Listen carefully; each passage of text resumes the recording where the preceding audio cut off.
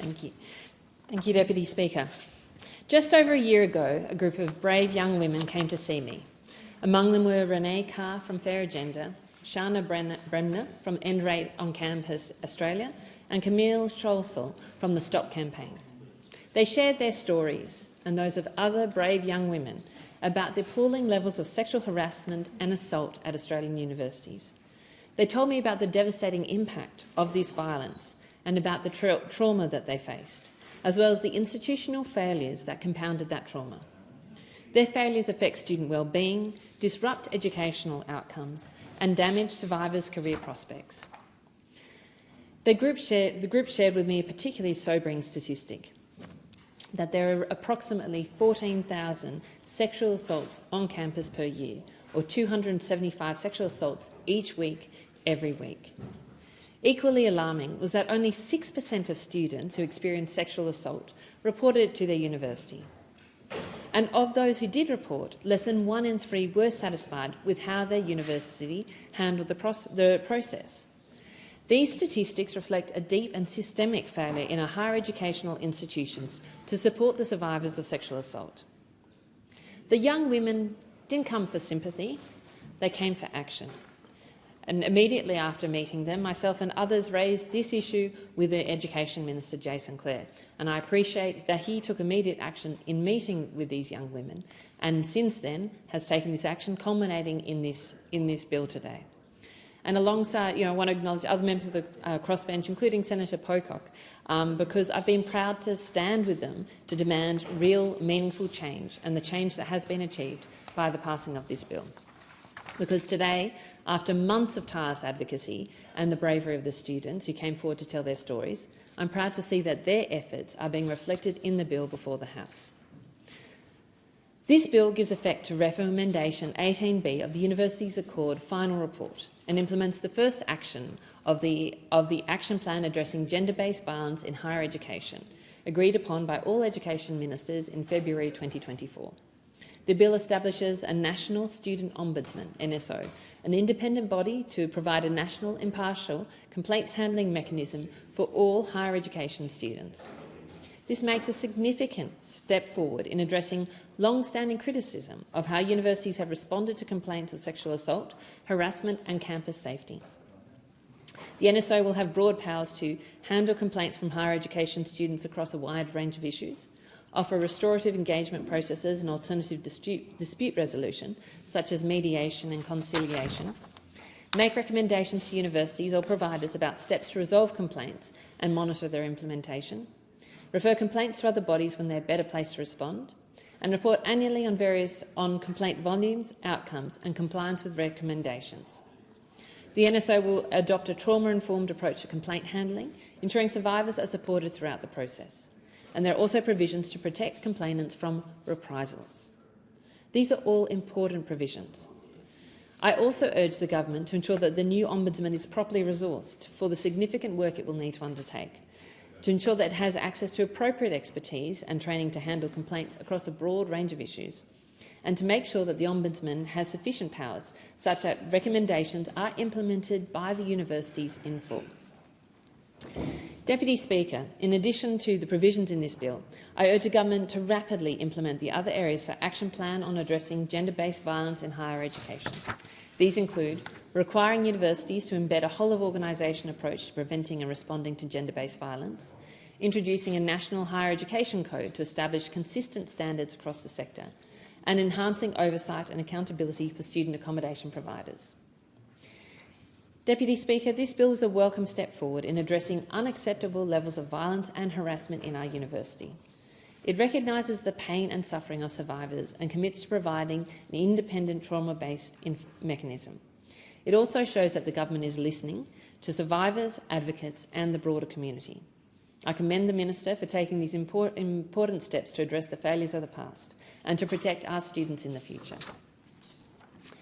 And Deputy Speaker, while this bill addresses gender-based violence, it is also important to recognise that there are other challenges facing students on campus, and most notably, certainly from the reports I've had in my community, the recent and alarming rise of antisemitism, which has been concentrated in particularly on university campuses. Last year, even before the tragic events of October 7, the Australian Jewish University Experience Survey revealed that nearly 2/3 of Jewish students had experienced anti-Semitic incidents. More than 50% felt they had to hide their Jewish identity. And since October 7, these incidences have only escalated. This is a tragedy. This is a tragedy for the Jewish students, and this is a tragedy for this country, because we're a country built on the basis that, you are welcome in all our institutions, in this parliament, but in all of our institutions, regardless of your faith, your ethnic origin, your sexuality, you are welcome. And that our Jewish students do not feel welcome and in cases are unsafe is absolutely unacceptable in any institution, and particularly in our educational institutions.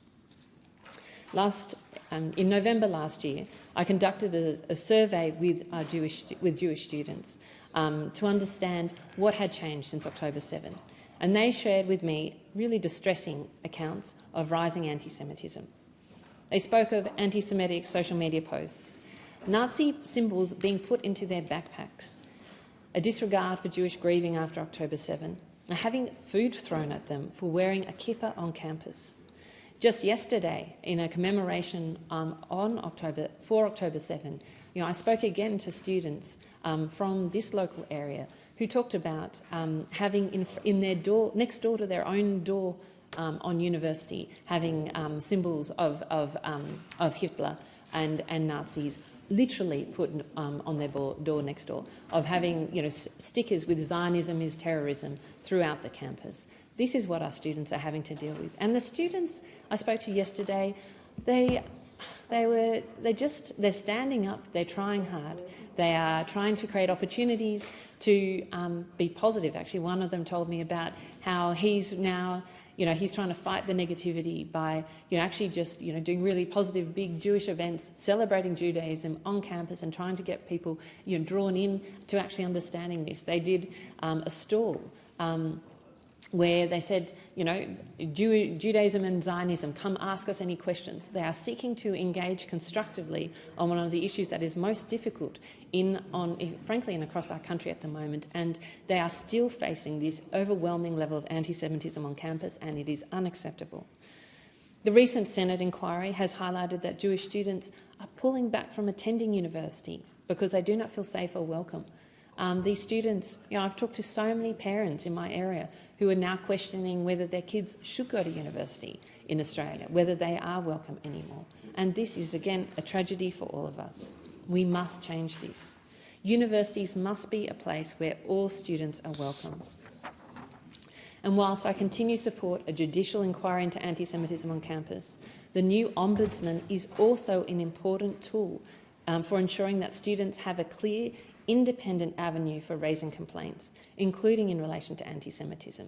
Because again, I have heard so often from students about, their disappointment with how the complaints have been handled, but secondly, their fear of making complaints about anti-Semitism because it might affect their academic prospects. And again, this is absolutely unacceptable. So I encourage the NSO to undertake a number of actions as it takes on its new role, particularly in relation to anti-Semitism. And the first is to adopt a definition of anti-Semitism that the Jewish community supports. And I would encourage them to adopt the IRA working definition of anti-Semitism to help them guide their responses to anti-Semitism. Secondly, use this definition when understanding and assessing complaints.